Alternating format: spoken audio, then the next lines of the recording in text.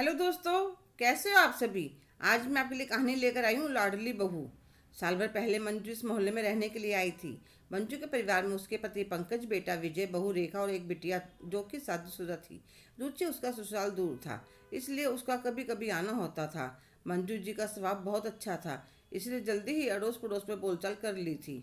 इसी मोहल्ले में राधा भी रहती थी, जो कि मंजू के ससुराल की तरफ परिवार में उसकी जेठानी लगती थी। राधा जी के दो बेटे थे, दोनों की शादी हो चुकी थी। छोटे बेटे की यहाँ 1 साल की बिटिया थी और बड़े के 3 साल का बेटा।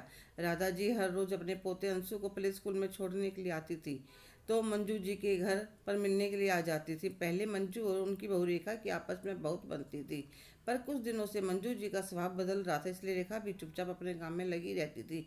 उनके पति और बेटे के समझ में नहीं आ रहा था कि पूरा पूरा दिन सास बहू की आपस में इतनी बनती थी। जब भी घर पर आती तो हंसी की आवाज़ आती थी। पिछले कुछ महीनों में ऐसा क्या हो गया पर उन्हें कुछ समझ में नहीं आ रहा था।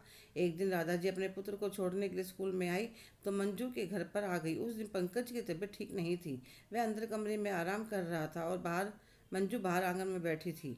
राधा को पता नहीं था कि पंकज घर पर ही है।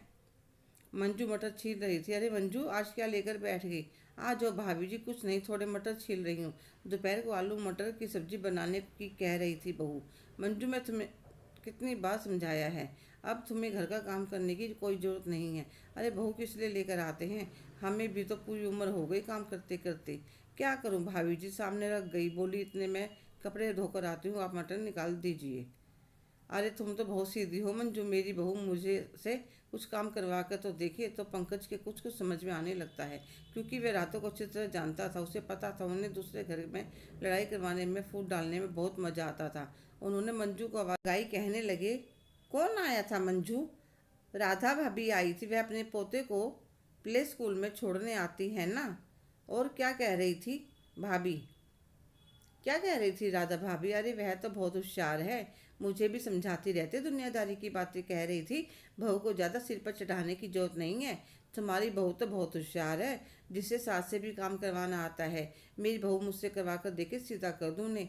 हाँ ये बात तो ठीक है। पंकज सोचने लगता, मंजू को कुछ कहने का फायदा नहीं है, अब तो कुछ ऐसा करना पड़ेगा कि मंजू को अपने आप अकल आ जाए। 2 दिन बाद ही सुबह सुबह नाश्ता करने के बाद पंकज मंजू से कहते हैं, मंजू आज तो प्ले स्कूल की छुट्टी है, चलो मैं उधर जा रहा हूँ। तुम तो अब तक भाभी के घर पर गई ही नहीं। इतने मैं अपना काम करके आऊँगा, इतनी देर तुम भाभी से मिल लेना। हाँ जी, मैंने तो अभी तक उनके घर को देखा भी नहीं है। और वह तैयार होकर पंकज के साथ राधा के घर पर आ जाती है। पंकज उसको उतार कर अपने काम पे चला जाता है। मेन गेट खुला था, अंदर से बहुओं के खिलखिलाने की आवाज़ आ रही थी। बहुएं रसोई के पास चटाई डालकर बैठी थी। राधा उनके लिए गर्मा गर्म पराठे बनाने लग रही थी। मुझे देखकर राधा एकदम से चौंक गई। अरे मंजू तुम। हाँ भाभी जी, सोचा आज तक भाभी जी के घर घूमकर नहीं आई, इसलिए चली आई। मैंने देखा राधा ने दोनों बहुओं के परांठों पर खूब सारा घी लगा रखा था और चाय की जगह दूध के गिलास दे रखे थे, और एक खूब बड़े बड़े ड्राई फ्रूट के लड्डू भी उनकी प्लेट में रखे थे। अरे वाह, आज तो बहुओं के मज़े हैं, सासू माँ के हाथ के पराठे खाए जा रहे हैं। नहीं चाची जी, मम्मी जी तो हमें पूरी सर्दी गर्म गर्म पराठे और गर्म गर्म रोटियां खिलाती हैं।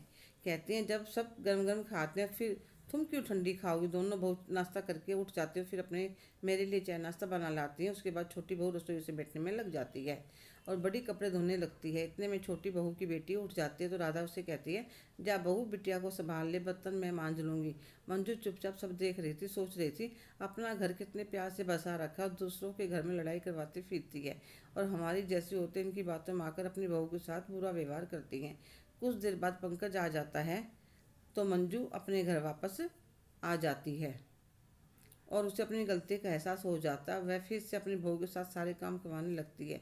धीरे धीरे दोनों सास बहू की आपस में फिर से बनने लगती है और घर में वही हंसी की आवाज़ गूंजने लगती है। मंजू सोचती, क्या राधा भाभी को अपनी बहू ज़्यादा लाडली है, मेरी बहू भी तो मेरी लाडली बहू है। जानबूझकर दोनों सास बहू के अंदर जहर भर दिया था। आइंदा मैं कभी किसी की बात में आकर अपने परिवार में कलेश नहीं करूँगी। उधर पंकज सोचता है, देर आए दुरुस्त आई। हेलो दोस्तों, कैसे हो आप सभी। आज की कहानी आपको कैसी लगी, कमेंट करके ज़रूर बताइएगा। अगर आप मेरे चैनल पर नए हैं तो प्लीज़ लाइक, शेयर, सब्सक्राइब करना ना भूलें। धन्यवाद।